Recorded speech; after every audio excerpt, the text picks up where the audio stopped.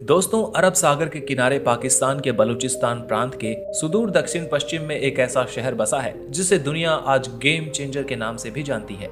लेकिन इस शहर का असली नाम और पहचान इसकी हवाओं में छिपी है।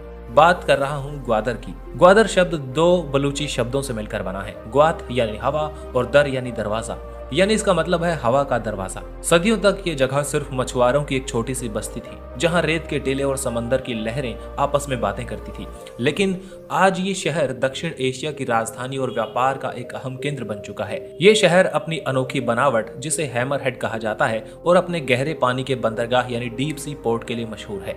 इतिहास की कई परतें ओढ़े और भविष्य के सुनहरे सपने देखता ग्वादर एक ऐसी जगह है जहां रेगिस्तान सीधे समंदर से मिलता है। तो चलिए दोस्तों, आज हम चलते हैं उस सफर पर जहां हम जानेंगे कि कैसे ओमान का एक हिस्सा पाकिस्तान की सबसे कीमती संपत्ति बन गया। ग्वादर की भौगोलिक स्थिति की बात की जाए तो कुदरत का एक नायाब नमूना है। ये शहर एक पेनिनसुला यानी प्रायद्वीप पर बसा है, जो अरब सागर में एक हथौड़े यानी हैमरहेड के आकार में निकला हुआ है। इसे कोहे बातिल कहा जाता है। ये ऊंची चट्टान शहर को समंदर की तेज लहरों से बचाती है और इसे प्राकृतिक बंदरगाह बनाती है। ये कराची से लगभग 700 किलोमीटर पश्चिम में और ईरान की सीमा से मात्र 120 किलोमीटर की दूरी पर मौजूद है। यहाँ का भूगोल बड़ा ही विरोधाभासी है।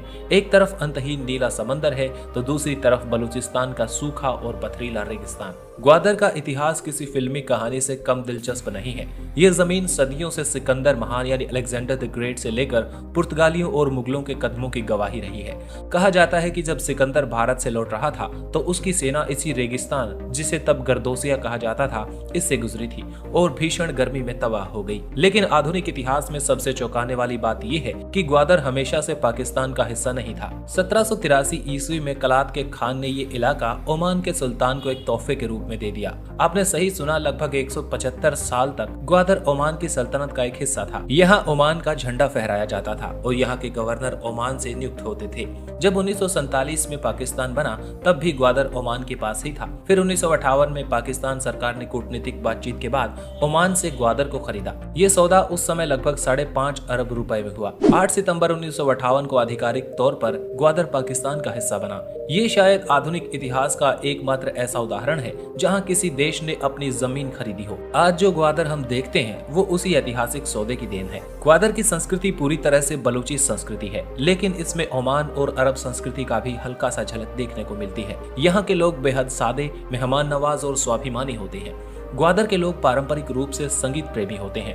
बेंजू यहाँ का एक प्रमुख वाद्य यंत्र माना जाता है, जिसकी धुन पर लोकगीत गाए जाते हैं। खान पान की बात करें तो ग्वादर का खाना समंदर की देन है। यहाँ की मछली की सब्जी बहुत ही मशहूर है, जिसमें मछली को मसालों के साथ आग पर भूना जाता है। इसके अलावा खजूर यहाँ के भोजन का अहम हिस्सा है, क्योंकि मकरान के इलाके में खजूर के बेहतरीन बागान है। यहाँ का जीवन धीमा और सुकून भरा है, जो अब तेजी से आ रहे आधुनिक बदलावों के साथ सामंजस्य बिठाने की कोशिश कर रहा है। ग्वादर की आबादी पहले बहुत कम थी, लेकिन ओपेक यानी चाइना पाकिस्तान इकोनॉमिक कॉरिडोर आने के बाद यह डेमोग्राफिक्स में काफी बदलाव आ रहा है। मूल रूप से यहाँ बलूच समुदाय के लोग रहते हैं, जो सुन्नी मुस्लिम हैं। लेकिन यहाँ जिक्री समुदाय की भी एक बड़ी आबादी है, जो अपनी अलग धार्मिक मान्यताओं के लिए जाने जाते हैं और शांतिपूर्वक सदियों से रह रहे हैं। समाज का मुख्य पेशा सदियों से मछली पकड़ना रहा है। पीढ़ियों से लोग अपनी छोटी नावों में समंदर में जाते रहे हैं। चीन से इंजीनियर, मजदूर और व्यापारी आ रहे हैं, जिससे यह शहर धीरे धीरे एक कॉस्मोपॉलिटन रूप ले रहा है।